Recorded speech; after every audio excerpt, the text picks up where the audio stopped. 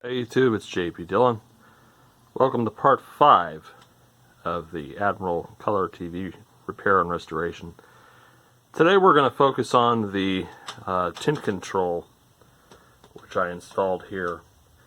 And the biggest problem, of course, is that the tint control is not only a bigger diameter, but it's also longer, and we need to cut a slit in it because the knobs that are used are a little bit bizarre. As we can see, they've got this little tab in the center here. Let me get the light on, and there we go. So they have this little weird tab in the center, and they have a very small diameter. So obviously that's not going to fit that.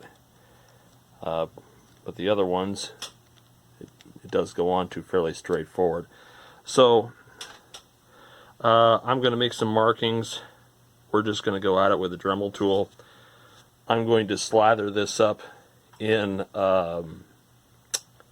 silicone heat transfer compound and then put a vice grip on it to act as a heat sink while we're working on it, because we don't want to burn up this pot, which you're going to create a tremendous amount of heat whittling it down so that it works for this application. So I'm going to get the necessary means to do this, and then we'll get to work on it. So I'm going to make a little mark. Let's see here. Yep, that's about where I want to start. So there, forward goes away. And then I'll have to cut a slit of some kind and make sure that the tint control doesn't have any weird coloration that needs to be keyed or something. Okay, so before we proceed, I'm going to take some silicone heat transfer compound, and we're going to slather the shaft up, and then I'm going to put a vice grip around it, and that's going to act as a heat sink. All this stuff can get wiped off later, which is fine, but I just don't want this pot to get cooked while I'm working on it, because that would be a waste of a good potentiometer. So I'm just going to liberally apply this here, and then get my vice grip,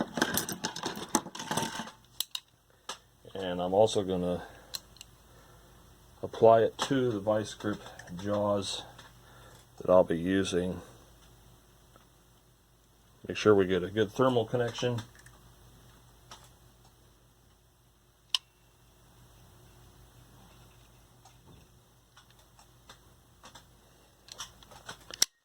And we'll size it up.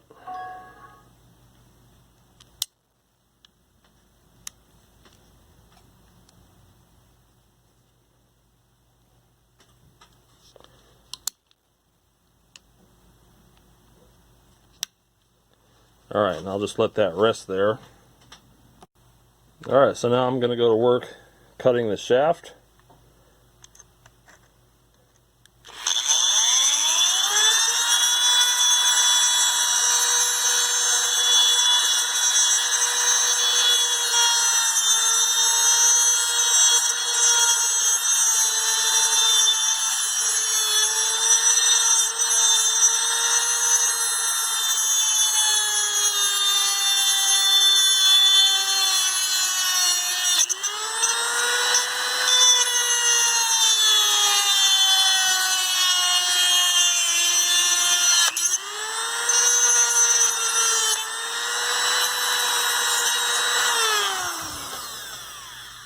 Alright, so that's cut. And I'm going to do a quick temperature check back here.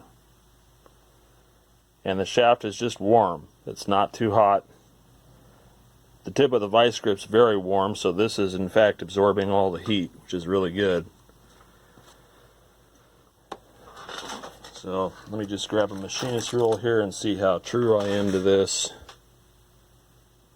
Yeah, it's pretty much spot on. So now what I have to do is we have to go back and mark this again so that we can start to decrease the diameter of this.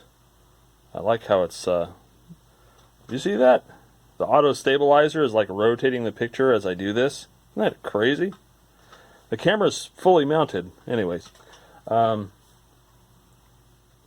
what I'm going to do is remark that, and then we'll move the vice grip back and start to decrease the diameter.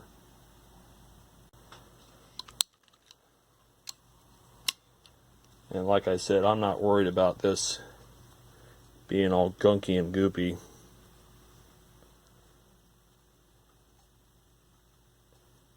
Gotta love software. Changes the image for you. Okay. In fact, let me get a shop towel and wipe that clean. Alright. So I'm going to mark this back about where it needs to be, so I know not to go further than that spot. And we'll slather up the shaft again.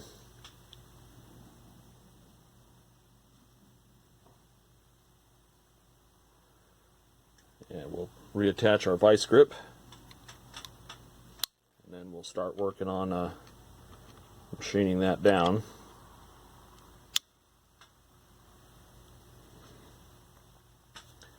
So then, of course, I should be making a mark where the slot's going to be. And it's not keyed on the knob, so I don't have to worry about it being perfect. I'm going to move this a little bit towards me, and we're going to start to make our shaft cut.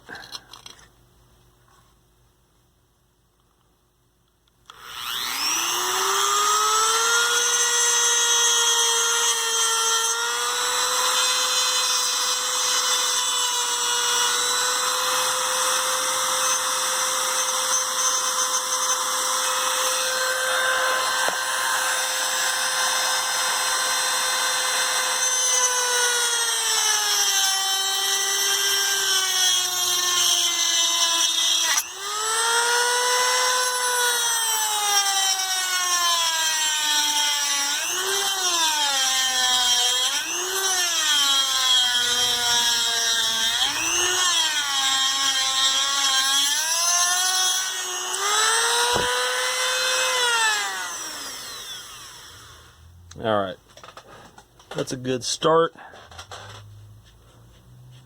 It's a little bit off center, not terrible.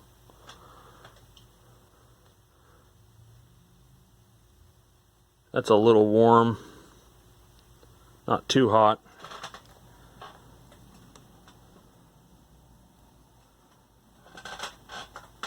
So now let's see if I can get the diameter down a little bit. And if you all want to fast forward through this, you're more than welcome to. This is kind of the boring part.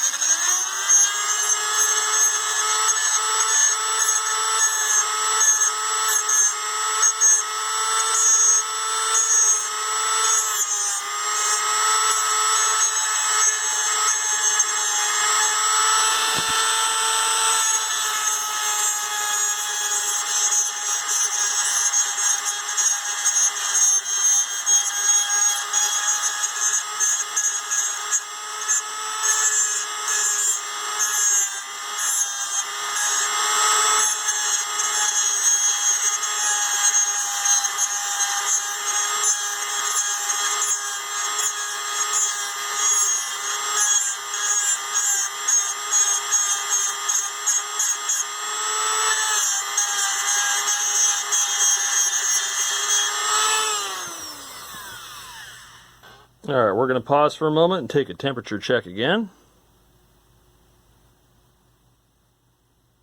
Warm but not hot. So remember, when you're working on a pot shaft, always make sure to make some kind of a heatsink for it. That way you don't cook the pot.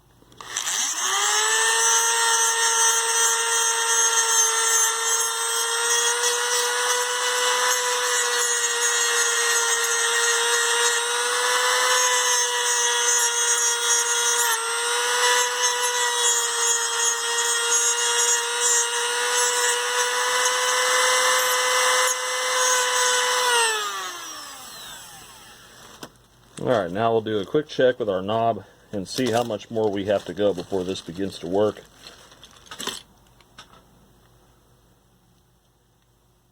Quite a bit more. I can feel the key fit in there, but we're not ready yet.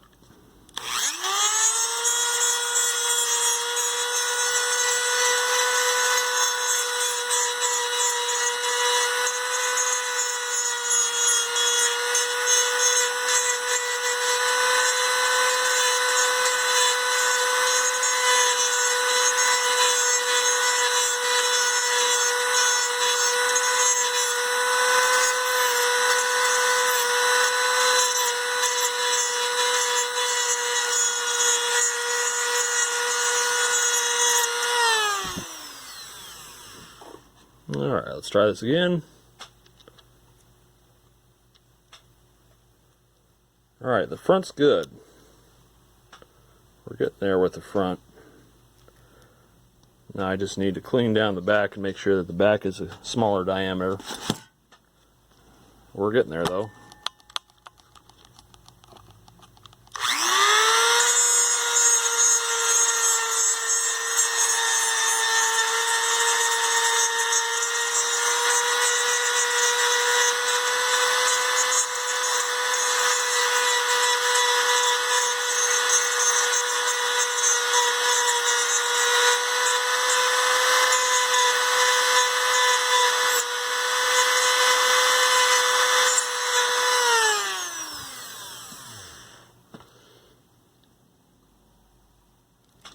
So close.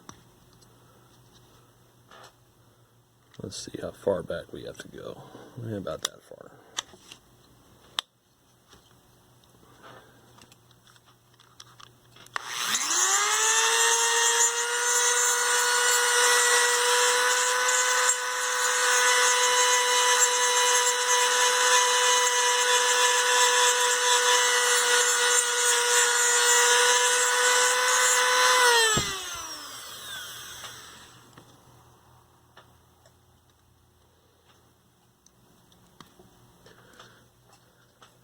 Yeah, there's a little nub here on the bottom we need to clean off.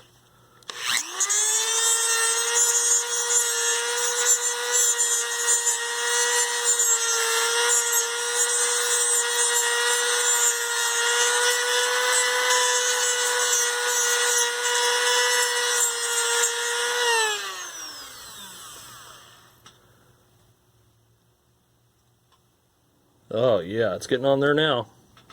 We're getting real close.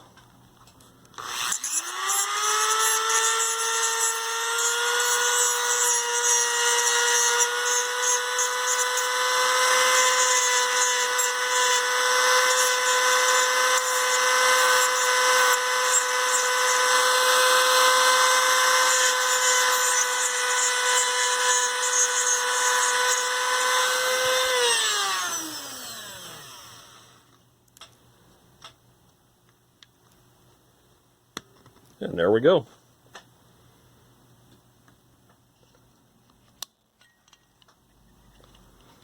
Fits on there well. There's a little bit of distortion there with the change of angle, but I'm not going to try to perfect that because then I'll whittle down too much of the metal and then the knob won't stay on there. So, but it's good. I'm going to smooth up the shaft just a little bit more.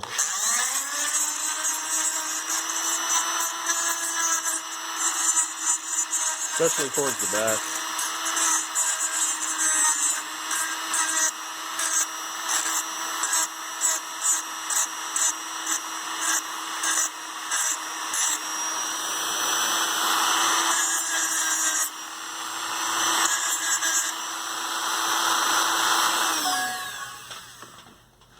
Alright. All this looks pretty good. Alright, so one final quick check here. Goes on nice and easy. And let's compare it. Let's grab one of the other knobs and see how it sits in relation to the other knobs.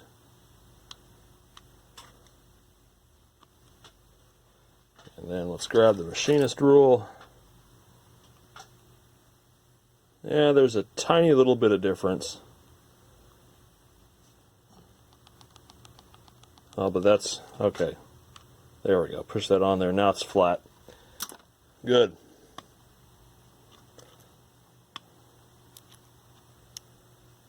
Try not to, crack these knobs. A little fixture thing here. I got to get that out of there.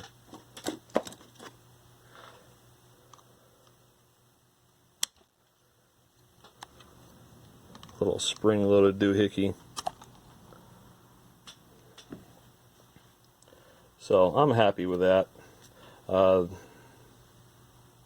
more or less means that the silly thing's going to stay on there and not want to pop off or be crooked or anything like that over time.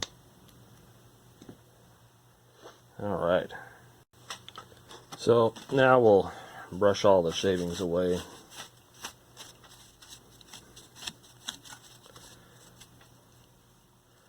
I like how that turned out. I thought it was going to be a lot trickier than that to get that to get this shaved down so that I can get a knob on it. So now what we can do is do one final look over and then get this thing back together and see what we're up against after the recap. I might do a very brief check and just turn the thing on a dim bulb tester to make sure all my power supply voltages are correct. But this part of it here, replacing this pot, that part's done. Alright, so one thing that I want to take care of before we go too much further is the subject of instant on. And instant on kills CRTs by keeping the filaments lit at about 70%. So on this particular one, there are two sections of the power switch. One is for your filament and one is for your B voltage. And so when you pull the power switch, both of these sections are connected. When the power switch is off, the filament side is shunted with an 82 ohm resistor. It's a very large one on this set, and it's this guy right here. And if you follow this, this goes to the different filament line, and this one completes the circuit where the filament in the series string ends at ground right here. So when you take your meter and you go across that part of the switch, you read the 82 ohm resistor, and I'll show you. Okay, so when I go across this side of the switch where the filaments are, you read the 82 ohm resistor, which is now about 84 ohms, and then when I pull out the switch to turn the set on, that then of course bypasses the filament resistor. This switch might need cleaning because it's only dropping down to about 17 ohms. There we go. Definitely needs cleaning. So that switch controls the filament. And if I measure from one side of the switch, the brown lead here, to ground, that's the circuit for the low side of the filament. And then on the high side, if I measure from the yellow lead to the top of the resistor, I get the dead short too. So that big resistor is in fact the instant on resistor. So we're just going to remove that resistor from the circuit, and that way we won't have to worry about the CRT and stuff baking to death. So pretty much all that's involved here is just removing this wire, which completes the circuit to ground, and we'll just cap it off, and that way we don't have to worry about the poor filaments baking. So for the sheer sake of simplicity, I'm just going to cut it at the chassis and at the resistor.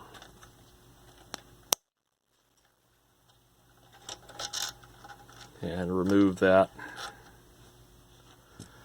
I could go a step further and remove the resistor physically and cap all these wires off after tying them together, but really isn't that big of an importance to me. But that's disabling the instant on, so that way it'll save my CRT if I decide to leave it plugged in. But most of these things are on power strips in my house because I don't really trust being away with them plugged in, because they're old. You never know what's going to happen. Alright, so let's get it on a dim bulb tester really quick and do some voltage checks and make sure that things are alive enough to function. Alright, so we're all hooked up, and the dim bulb is no longer lit because obviously we have no instant on feature anymore. I've got a jumper in the CRT pins. I'm not worried about overfilament voltage because we're on a current limiter. So I'm just going to turn this thing on and we're going to take some voltage measurements, make sure that I got things wired up in place. Shouldn't be enough energy for vertical or anything to start. I've got the horizontal output disconnected. So let's turn this on and see what happens here.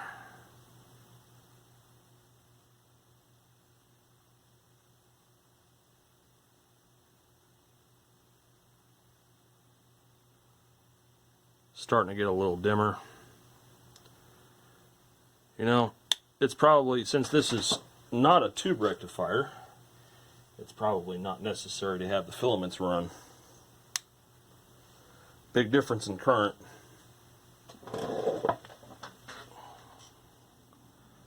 So let me just take some measurements here. 200 there.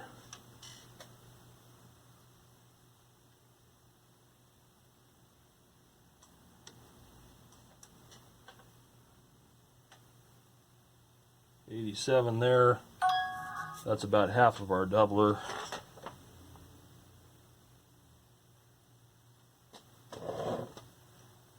Let's come over here. 56. 162. 164. Alright, so nothing scary about that. No high current draw, nothing getting hot. That's good.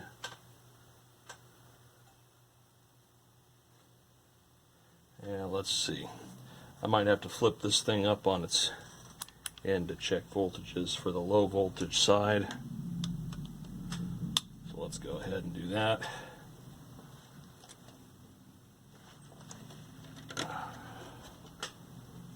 That's going to screw things up, won't it?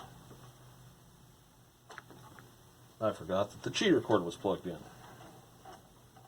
So I need to get this up in the air a little bit so that I can attach the cheater cord appropriately.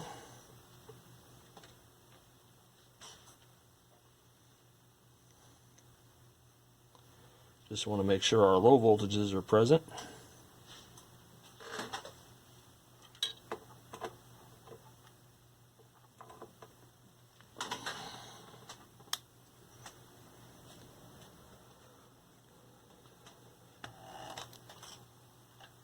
This thing just wants to tilt.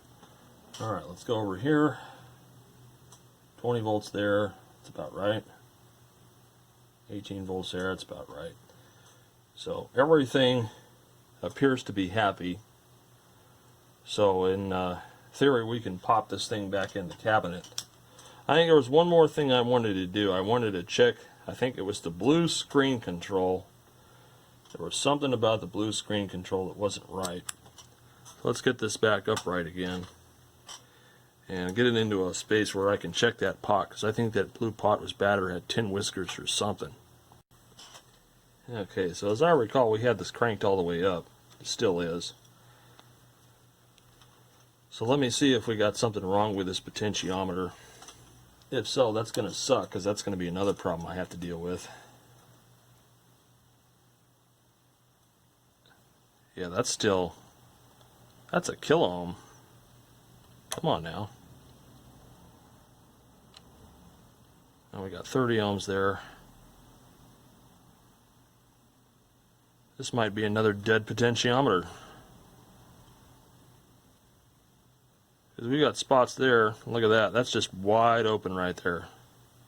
Wide open.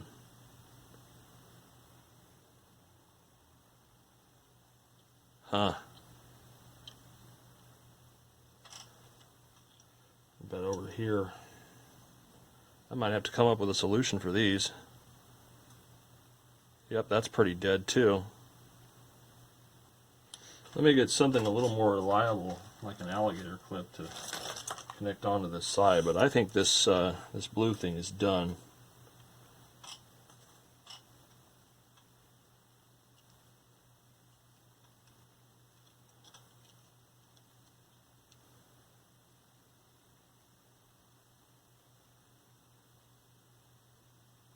Yeah, that's pretty bad.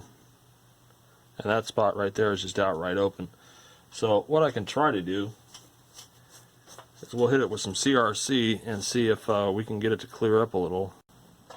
I'm slowly starting to learn that CRC is much better for these old pots than deoxit is. Deoxit will kill these old pots.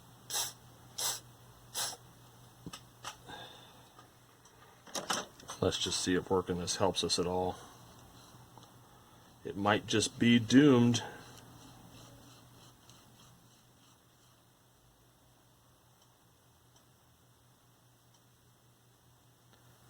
Looks like it's bringing it back. That's good.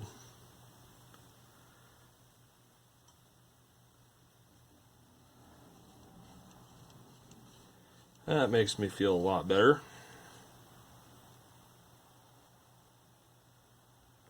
I mean, yeah, it's still kind of cruddy, but it's better than open.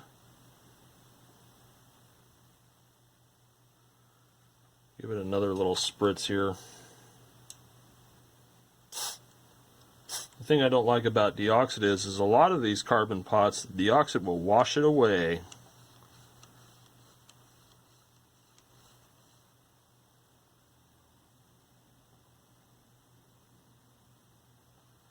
Yeah, we got a little bit of a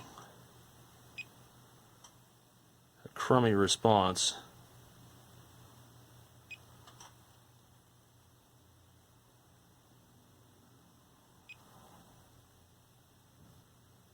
But it's much more linear than it was, that's for sure. Because this wasn't behaving very well before. Let's take a look at our remaining two screen pots here. These two are both about halfway up. That one's pretty touchy too. Maybe they all just need a good cleaning.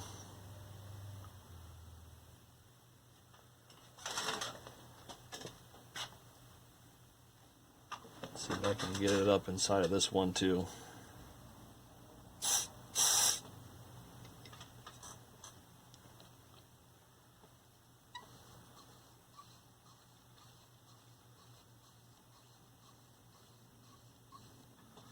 Feel free to fast forward through all this garbage if you don't like this.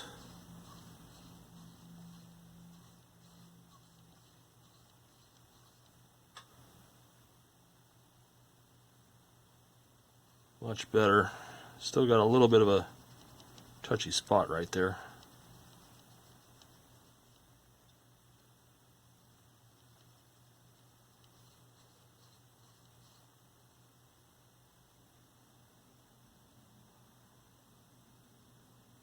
It's interesting how you don't get much change until you get past midpoint here.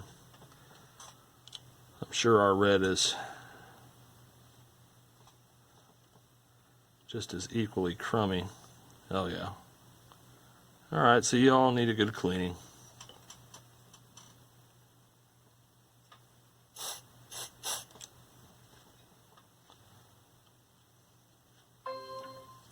Phone is just blowing up today.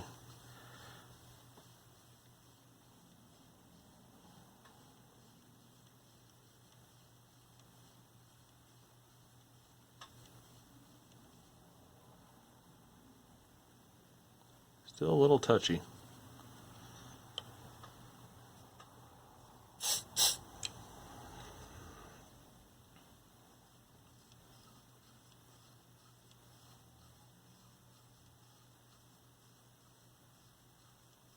Yeah, now we're getting better.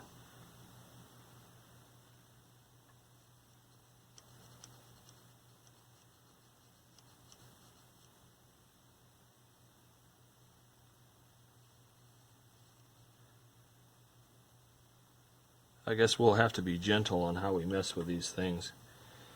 Let's look at our size and linearity just to be sure.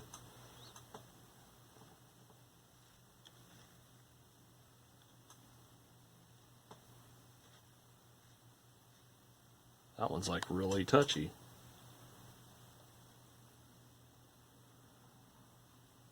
Can't believe how bad most of these are.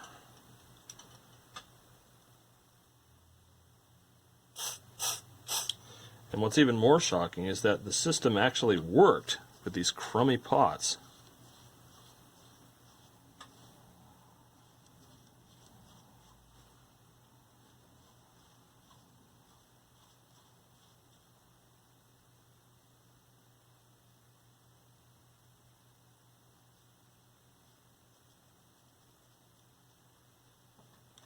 I must be shorting something out here for it to give me such bizarre readings. Yep, I am.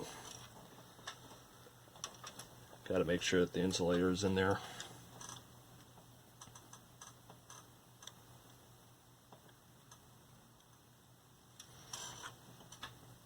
Let's check our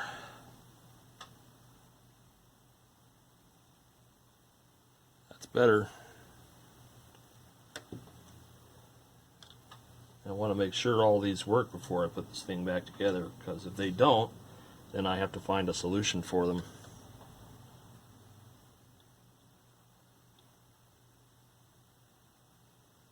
Like this one's really touchy too. Man, now it's not reading nothing.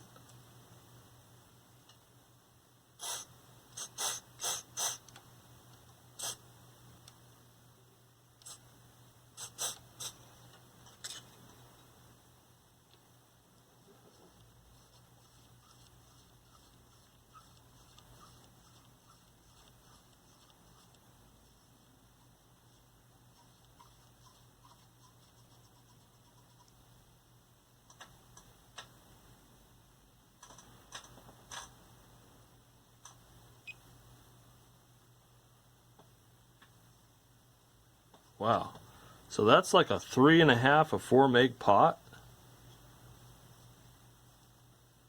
but it is working. Crazy. Okay, so that takes care of the scary potentiometers here. Maybe I should check these ones for the front panel too.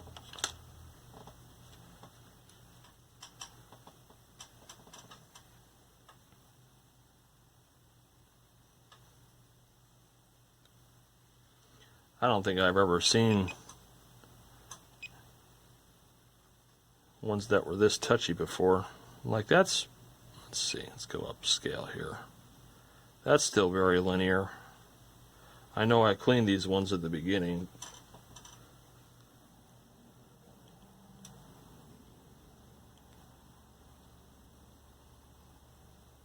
Okay, so that one's just shunting that.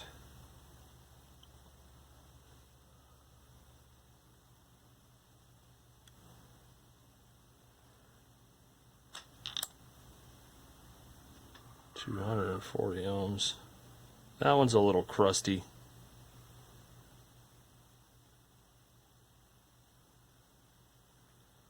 Yeah, let's give that one a spritz.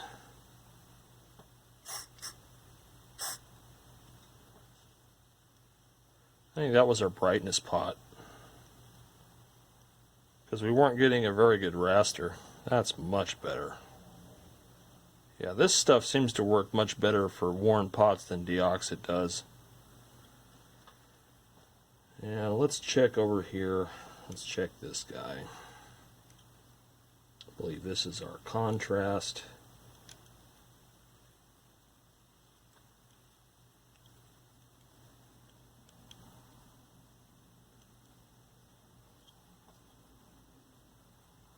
This one's pretty touchy too.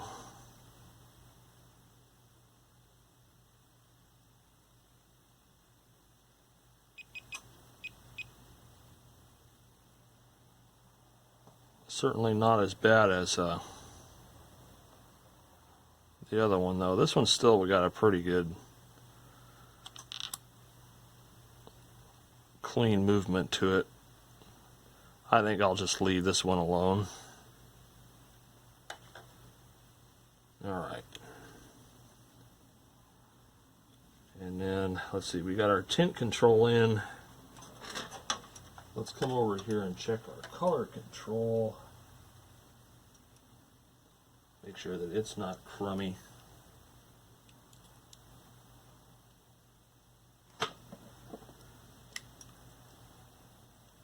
Helps to clip onto the appropriate terminal. Alright. Yeah, that one's super touchy.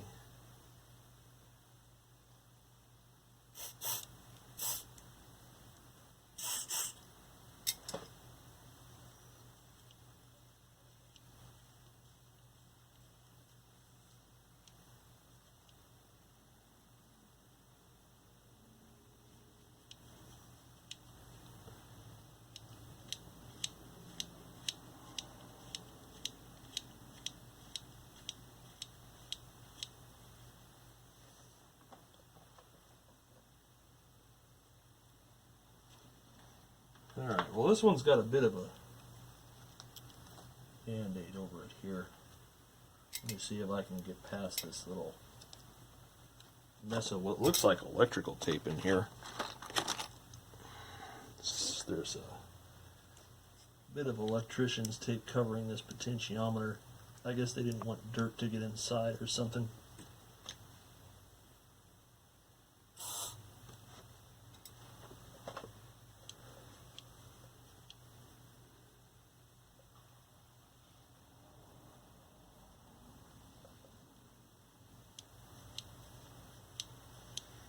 Or it just might be worn out.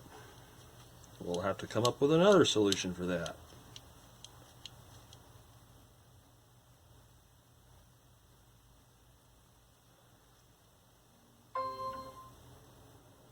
Alright, so let's come over here.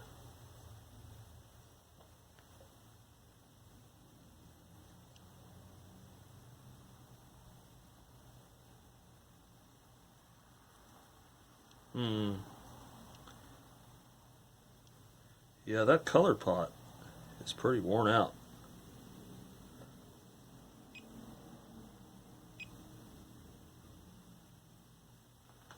Alright, so we need to come up with another solution for this color pot, but that's going to have to be another time. So when I find one, we'll install it, and then we'll have to do the whole machining process again, but I'm not going to repeat that. Alright, so yanking that color control out, this is yet another 500 ohm potentiometer, the long shaft. So I'll pretty much need to do the same thing as I did with the tint control.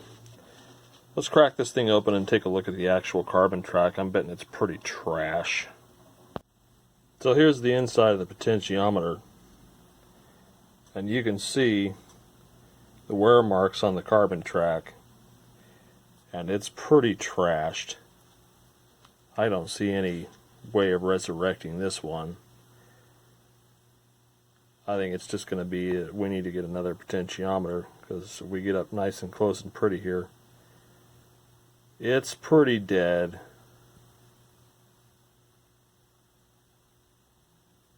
Come on, focus. There we go.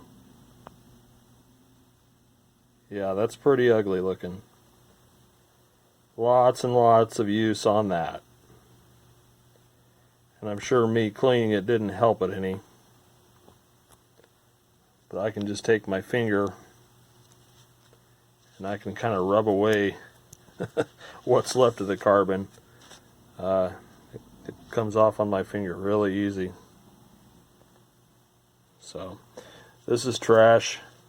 Got to find another one of these 500 ohm jobbers. I wish I could find another one of those Clarostats like I used for the tint control. That one was really well built. I don't have any in my stash, so I'm going to have to order one. And then once we get it, I'm not going to video going through machining down the new one again and all that stuff. I'll just do it. And then once we get that problem taken care of, then we can slap the chassis back in there and do all the setups on it and see what improvements we've made, because considering both the tint control and now the color control is trash, that could have been why we were getting little to no good color picture, because the appropriate voltages to the sections of the machine were just not there, because obviously if these things are mostly open, that's not going to do much. So hopefully when the new pod arrives, we'll put it in, and then we'll put the chassis in, and yeah, so that'll this thing's a pain in my ass, but it'll be worth it if it turns out to have a good picture. Alright, so fast forward a little bit. I bought another one of the same Clarostat controls, machined it down, checked the fitment of the knob, and that's it there for the color control. I just want to make sure both of those work right, because the other one was dying. And then we have this volume control. Let's just double check and make sure the volume control's happy too. So as we turn this up, got a little bit of scratch, but it's pretty linear. Yeah, it's a little crusty there. Let's see if Mr. CRC will clean it.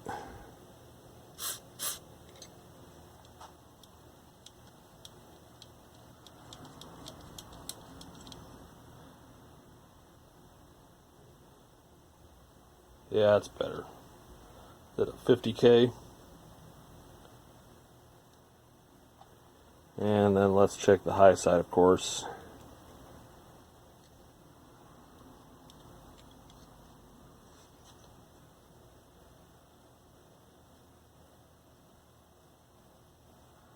Yeah, it's looking good.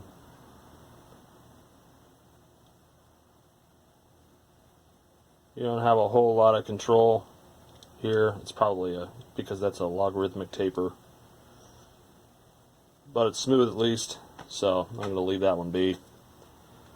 So that should do it. Got the pots cleaned, got now both the tint and the color controls replaced. So now I guess it's a matter of putting this thing back in the chassis, and then we'll fire it up and see if it does what we want or if it's got bigger issues afoot. Because between the caps and the dead controls, we should definitely get a much better picture now, but won't know until we fire it up. So let's get it back in the chassis, or excuse me, let's get the chassis back in the cabinet, and then we'll fire it up and see what sort of results we get. Alright, so we're going to go ahead and try to put the chassis back in here now. Now that all the potentiometer problems have been solved, and let's see if we can do it without destroying things.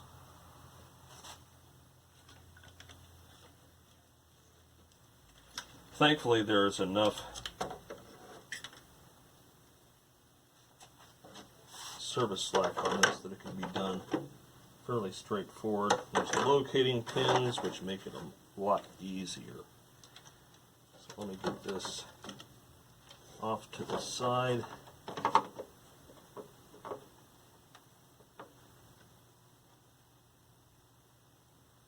Alright, so that's our control panel.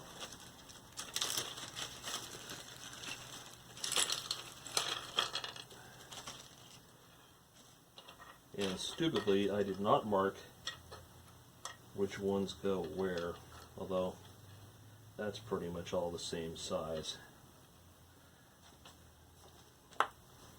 These are all 1/4 inch nuts.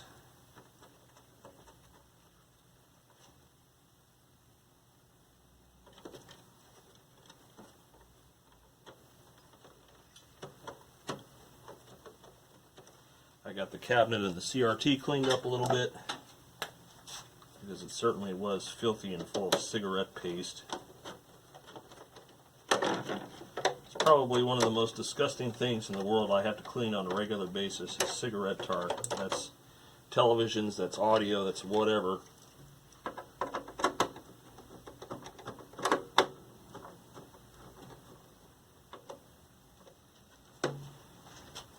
Alright, let's try the tuner and the control panel. I think I have this inverted. Yep. Alright, so you're going to go up here.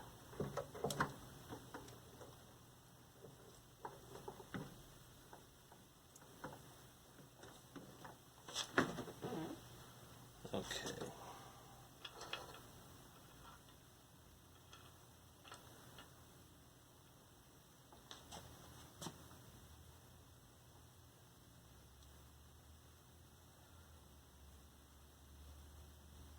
Yeah, that looks correct. All right.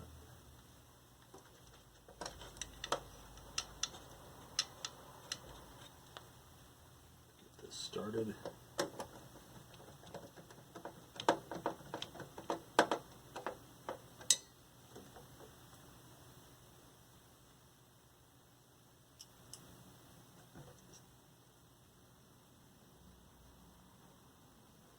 May have to magnetize this tool. I can't get it in here.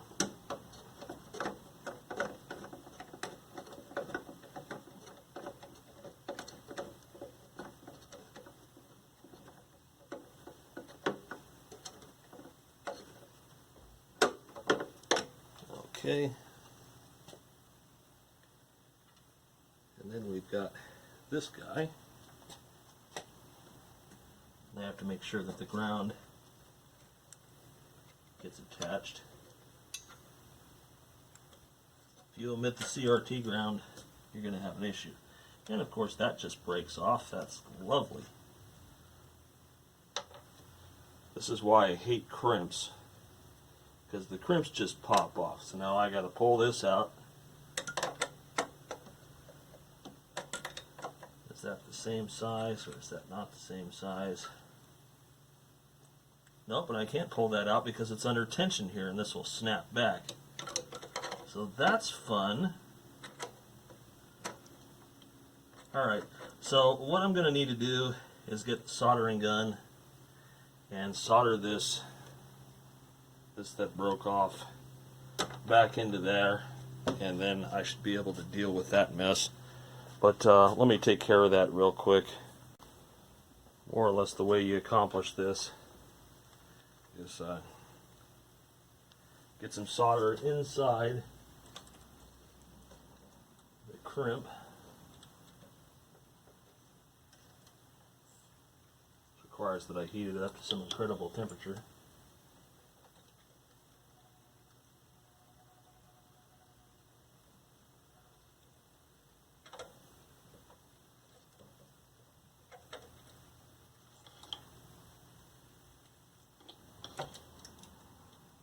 I never just rely on the crimp.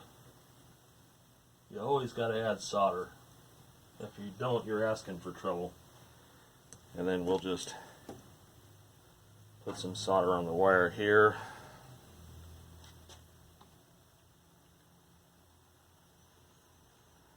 Then basically you touch it to the area, you heat the area, the solder melts, it fuses together, and when it cools, you're good.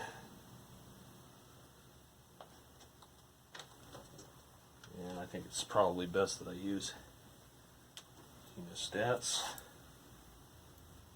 Feel free to fast forward through this mess. This was one of those unanticipateds.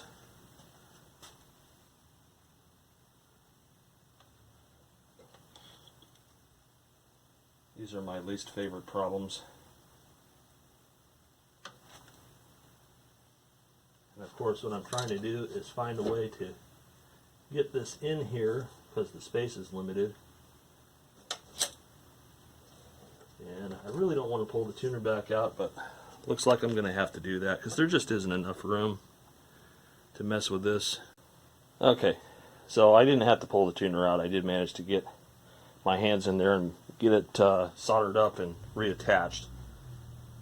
So now we can proceed with the rest, which is getting the yoke back in, the chassis back in.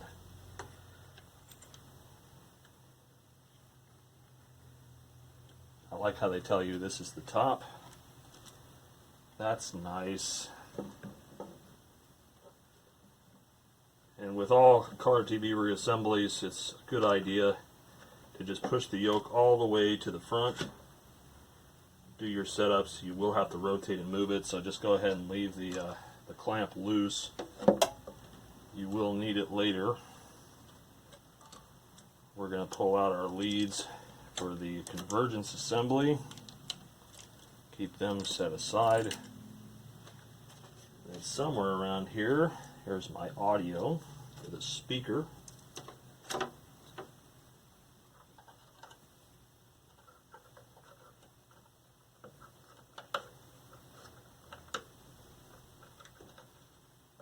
I'm sure going to do my best to destroy this speaker. Yeah, buddy.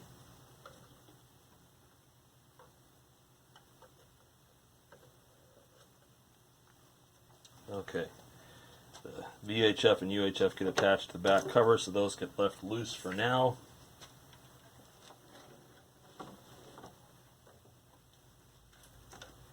And I think if I can, I'm going to leave the chassis kind of loose a little bit so that I can do tweaks on these strange service pots here for your AGC delay. And these ones aren't marked. I'm assuming they're color related since they are on the color circuit.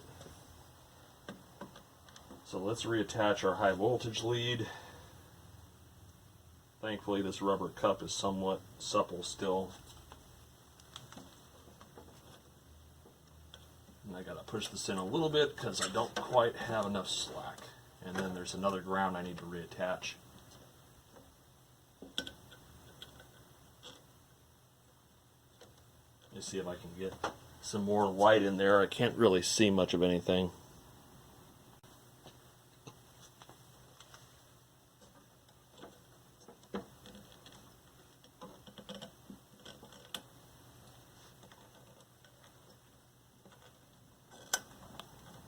Okay, that's in there.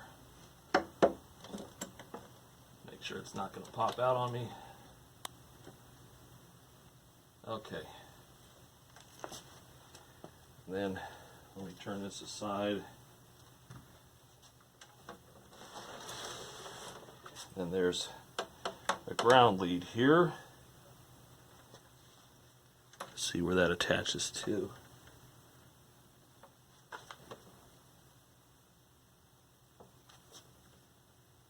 Don't see anything there. Maybe it attaches on the front.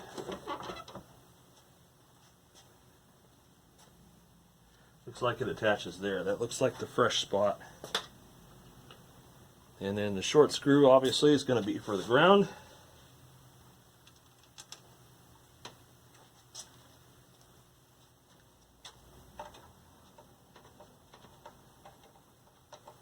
Alright. And now let's get our convergence assembly back on there.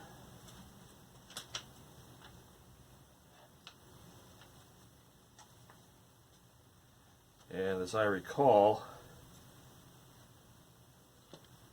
this one's weird how it's only got a red and a blue, and the green is the lateral static magnet. And they have it in upside down. It's not, I don't think it's, well, maybe it does. I don't think it's supposed to go that way. Let's take a look at the guns. They may have a different arrangement. Yeah. Oh, and there are some electrolytics here on this board that we did not change out. Might be a good idea too since we got it apart. Let's see what those are. Whopping 5 microfarad.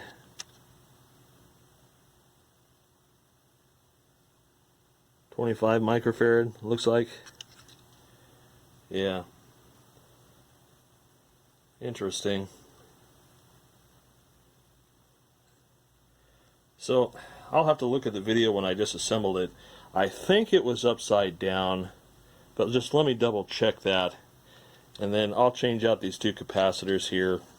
Dust this thing off, definitely. It's pretty filthy. See if there are any bad solders here. Doesn't look like it. Looks like it's a pretty clean board.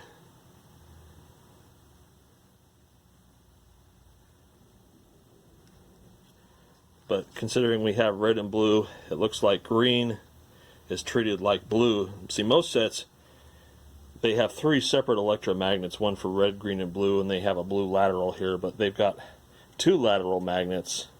So I'm guessing these permanent magnets adjust the green, and then the electromagnets adjust the blue. It's kind of a weird way of doing it. I don't think I've ever set one of these up before, so that'll be interesting. But yeah, let me review the disassembly, because I didn't take notes on that, and then we'll get this thing popped in with new capacitors. Alright, so I was correct. Reviewing the disassembly, it was upside down, which is weird, but that just is what it is. So I'm going to put this back here and move it up to the mark that I made where the back of it was. Always a good idea to do that. And so we're going to line that up right there. And make sure that is upright. Appears to be. And just in case, let's see, don't want to move this around, so we'll secure this just snugly, don't crank it down. And then thankfully the convergence is marked gray, black, and red. So I'm going to hook all this up. I think they intended you to have the chassis out to work on it, given the length of all the wires that go to this thing. You have quite a bit of service slack. I don't know whether that means that these commonly had problems Admiral identified early on that led them to do this, or whether this was just out of courtesy, because many manufacturers didn't care one way or another the serviceability of the set.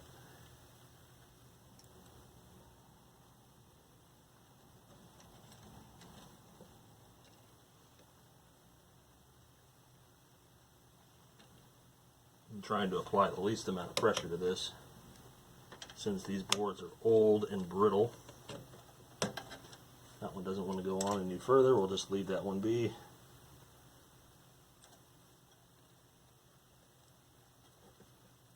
Okay.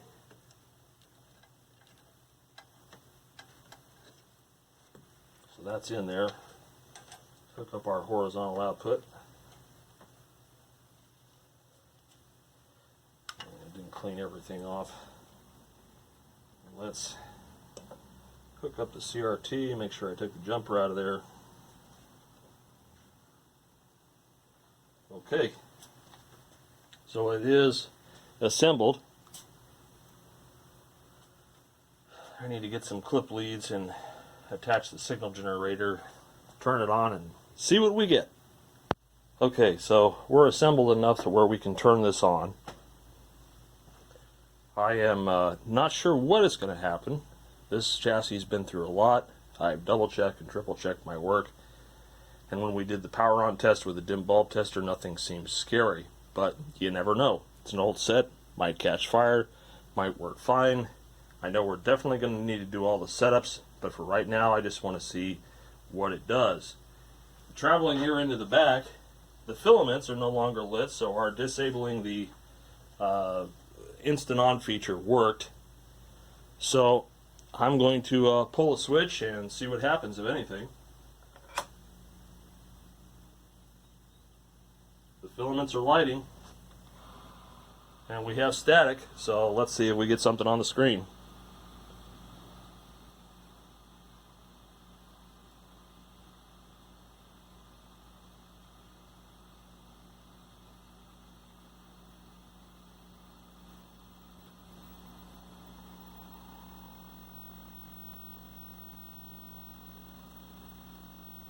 I hear high voltage.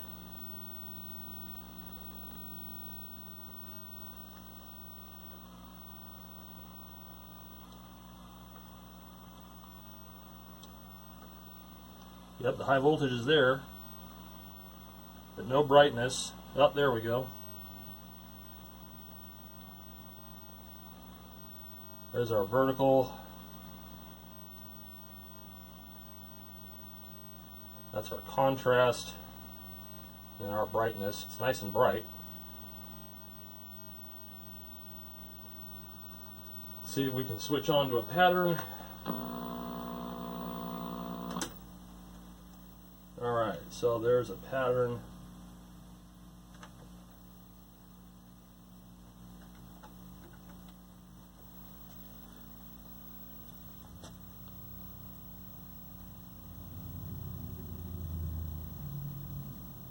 We can see right away that in addition to the grayscale being wrong, the picture is very off level.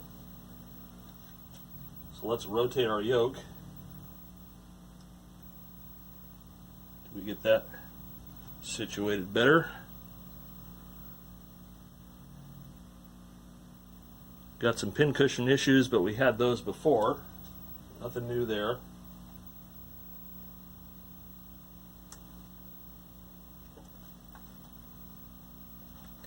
That's looking a little better.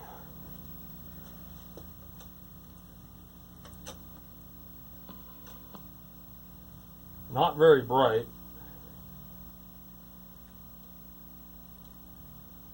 Contrast is very weak on this. We have plenty of brightness though. Out of grins and giggles, let's see if we have colors of some kind.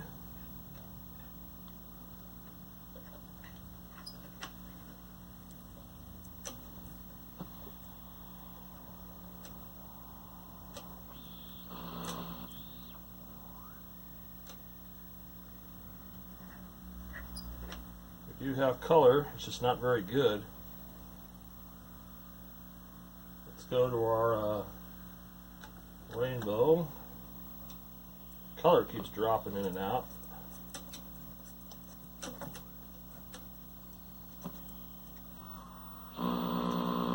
It's brilliant there, but as soon as we try to dial in the picture, the color disappears. So maybe our tuner's wrong, because I think this is supposed to be on channel 4.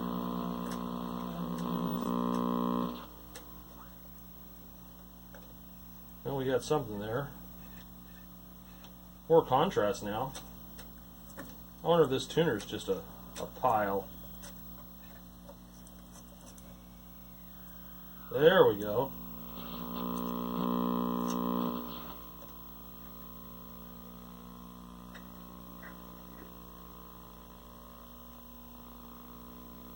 Well, we do have color. That's an improvement.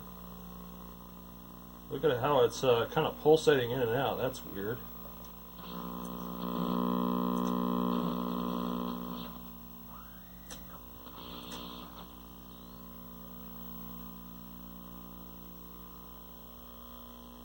Okay. That's a good start. Wonder what our rainbow looks like. Probably not very good. Won't do a keyed rainbow for some reason. Oh, there we go.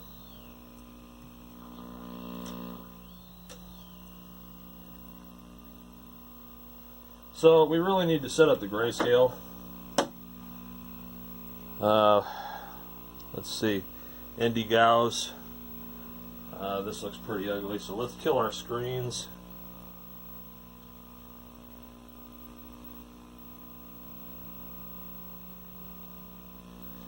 We can see that that red is pretty distorted looking.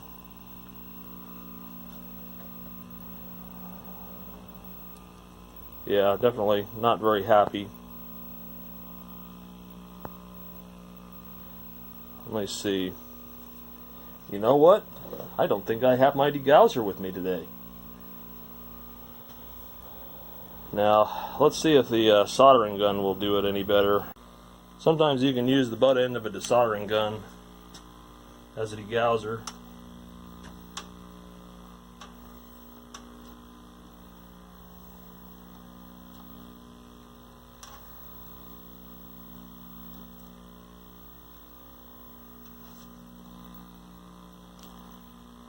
That's a little better. We still got a little bit of edge impurities, but you usually correct that by pulling back on the yoke. So we're going to see if pulling back on the yoke helps us.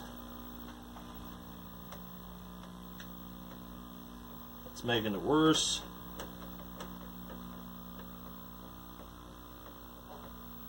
That's about as good as I get there. I'll have to do a full degauss. See, I'm probably going to have to recorrect the tilt angle, and I am.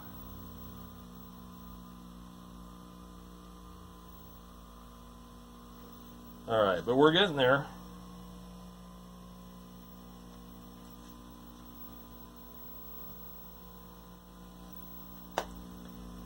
So let's do our grayscale. We'll start with red. We'll turn the blue up.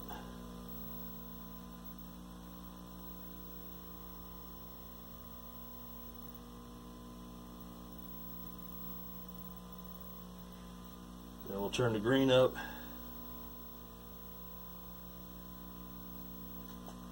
There's still that hum in the sound that never went away.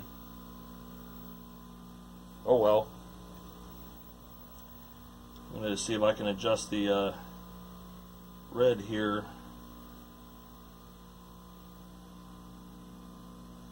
Okay, so we have a red lateral.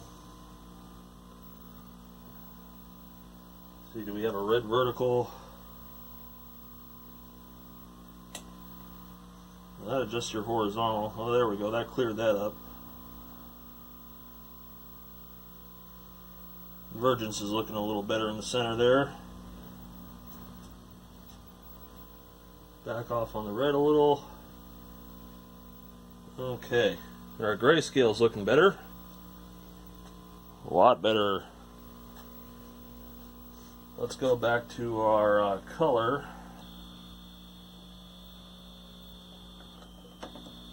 And for some reason, this thing never wants to lock into color. Of course, that tuner is just garbage.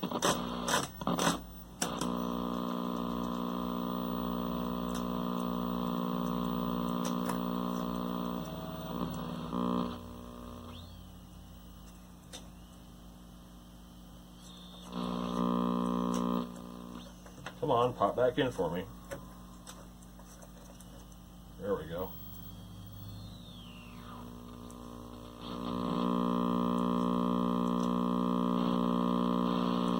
So loose sync right about there.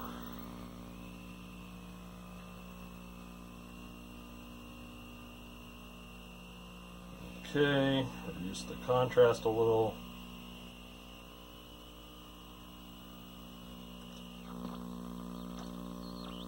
Got a little bit of bleed.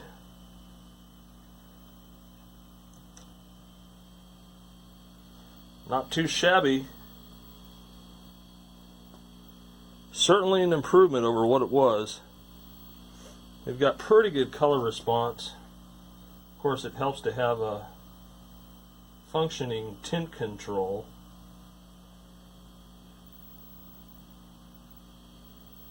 Both of these pots were bad, as you recall. They weren't very good shape.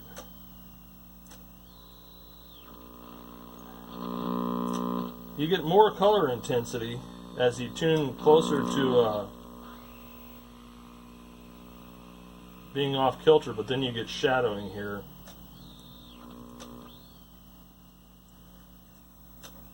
And that just goes away.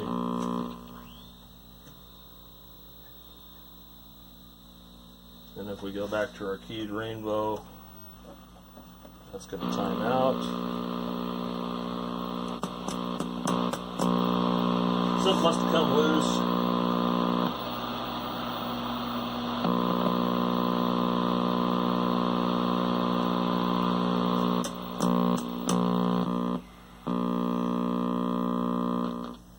Get rid of the annoying buzz-o-matic.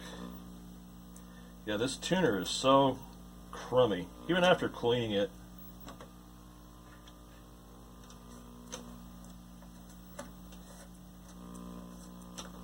And something about our color killer does not want to work all the time. So there was something here, back here, that was a color killer or something like that. I need to tweak with that a little bit. Because when the color's there, it's great, but when it's not there, it's just annoying.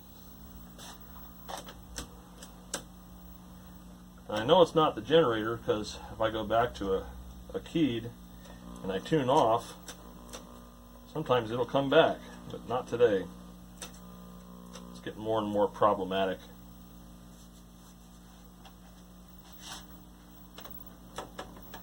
So let me see if I can take a look at the back here.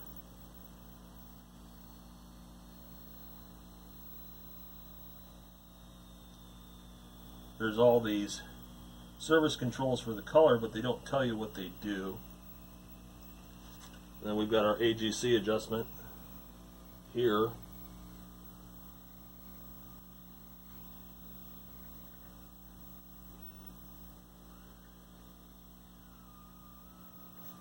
We'll have to play with that some, probably with a stronger signal. Yeah, we had color, and now it's being finicky. Of course, this tuner is very finicky.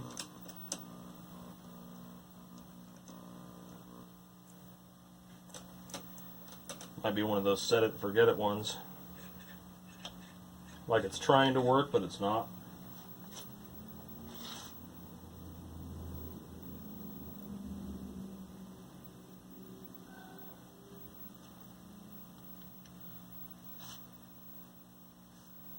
Then we've got that over there. That's obviously our oscillator adjustment since it's right next to the crystal.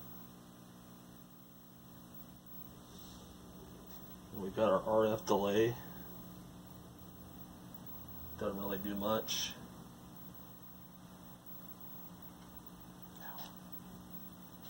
Yeah, so not sure what's going on here. So I think I need to tweak the color circuitry a little bit more, but it's coming along, and so far it looks promising. We did have excellent color there while it worked, but for some reason it's not passing color right now, so I need to figure that one out. But anyways, sorry for the lengthy video, just needed to work out all the tweaks that I could, and obviously there's still some bugs to work out, but it's coming along, and hopefully soon we'll see a nice picture on it. Anyway, thanks for watching. More stuff to come.